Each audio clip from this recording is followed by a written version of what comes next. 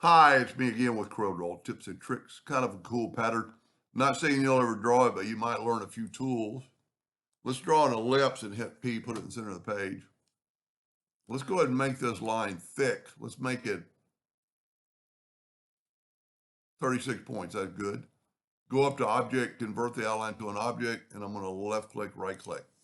Now, because it's 36 points, I can take a 2-point line and hit P, but I want to just delete this line and this line and this line.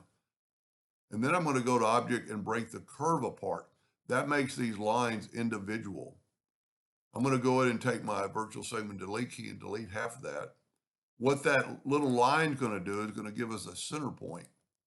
I'm going to take a 2-point line holding down the control button. Doesn't really matter how long you make it. And we're going to put it right there to the center. And we're going to hit the plus key, put it right there to the center. I'm going to go ahead and delete these two lines. And I'm going to take these two lines and make them 36 points. I'm going to go up to Object, convert the outline to an object. I'm going to left click, right click. It probably won't weld, so I'm just going to delete those two lines. I'm going to take my Smart Fill tool and I made an elongated C basically. And I'm going to go left click, right click. And this is where I'm thinking you might learn how to do something.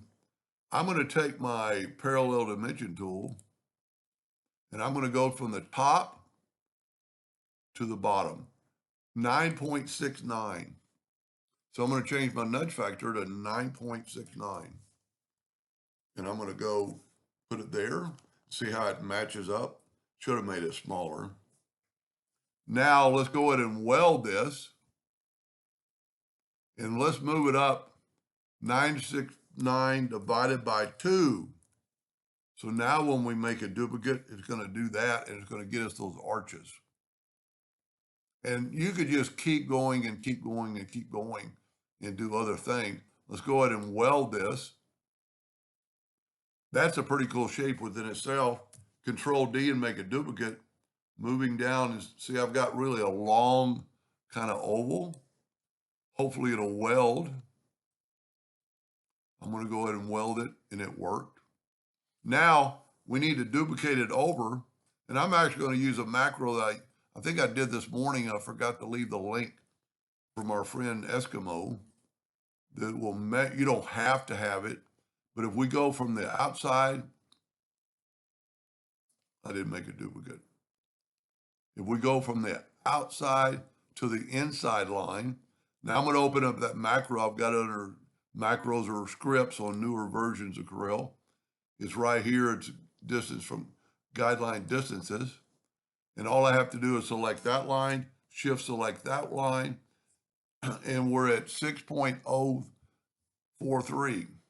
16.043, 16.043. And I'll leave a link to that macro. It's pretty cool.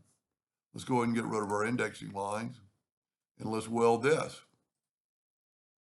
And there you have a pretty cool pattern as it stands. Let's put a black box around it.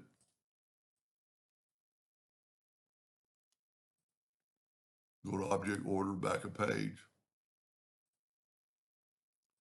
Now we've got some at the bottom that you could cut out or make it bigger or completely change it. And there's just a lot you could do with that. So I'll leave a link to this macro at the bottom of the video. It's really cool. I could have measured it. I could have measured two guidelines. Let's turn the guidelines back on. Let's say I want to measure between these two guidelines. I can use the parallel dimension tool, but you have to be perpendicular. So it's not really that big a deal unless you're measuring a lot of them. But I'll leave a link to that macro. It's free and really, really handy. Anyway, I hope that helped a little bit. Thank you for watching.